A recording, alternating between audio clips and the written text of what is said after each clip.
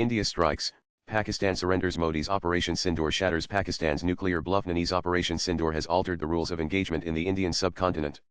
India has become the first and only country to bomb a nuclear-armed rogue state.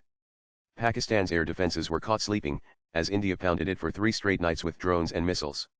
In response, Pakistan began flashing the nuclear card before the international community.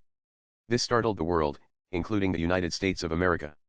How did India respond to such nuclear saber-rattling? It pummeled 11 Pakistan Air Force bases with precision-guided munitions. This was Narendra Modi and India's valiant armed forces calling out Pakistan's nuclear bluff like nobody ever has. As Pakistanis were sleeping, India's missiles rained down on their country's military bases like thunderbolts. For the first time in over 5 decades, Pakistanis saw their country getting bombed. They also saw how their military was unable to stop any of the missile attacks. The psychological impact of India's bombings will linger, no matter how many lies the Digasper concocts, and no matter how these are digested by ordinary Pakistanis. The fact remains India has shown it can strike Pakistan big, deep, and hard. The missile strikes by India, which shattered Pakistan's frontline air defenses and neutered its capacity to fight a war, forced Asim Munir to bend the knee. Soon after India bombed PAF bases, Pakistan's DGMO reached out to his Indian counterpart seeking a cessation of hostilities. India agreed to the offer, given how it had publicly and quite successfully demonstrated to the world who the boss of the Indian subcontinent is. However, Prime Minister Narendra Modi added a rider: any future terrorist attack on my motherland will be considered an act of war. Obviously, the implication of such a statement was that the Pakistan military would be reduced to rubble for any future misadventures. Nanan with Operation Sindoor, India has comprehensively called out Pakistan's nuclear bluff. After all, the audacious air strikes on the Nurkhan Air Base near Rawalpindi, a stone's throw from Pakistan's military GHQ, demonstrated with chilling precision that India possessed the capabilities to decapitate Pakistan's nuclear command and control centers at will. This wasn't a theoretical capability, it was a live demonstration.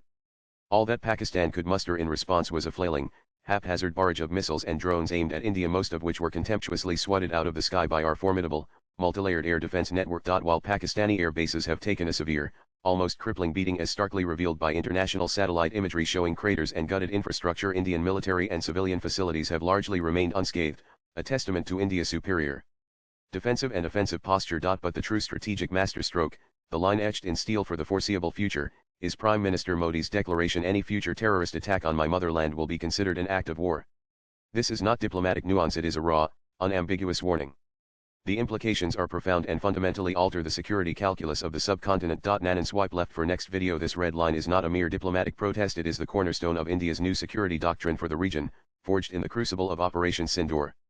The rules have been rewritten, and Pakistan has been put on notice. The cost of future provocations will no longer be a mere skirmish, but a battle for its military survival. With the Indus Waters Treaty effectively remaining in abeyance, India has decisively expedited several crucial hydro-infrastructure projects within the Indus River basin.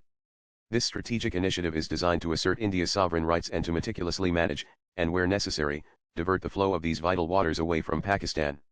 The stark implication for Islamabad is undeniable. India is now firmly positioned to control the tap, possessing the capacity to significantly diminish Pakistan's water supply. This leverage over Pakistan's agricultural heartland and economic stability serves as another formidable instrument in India's arsenal, ensuring that any future Pakistani transgression could invite not only a military catastrophe but also the specter of a debilitating, India-regulated drought and floods, effectively starving Pakistan of its most critical resource. Latest blogs.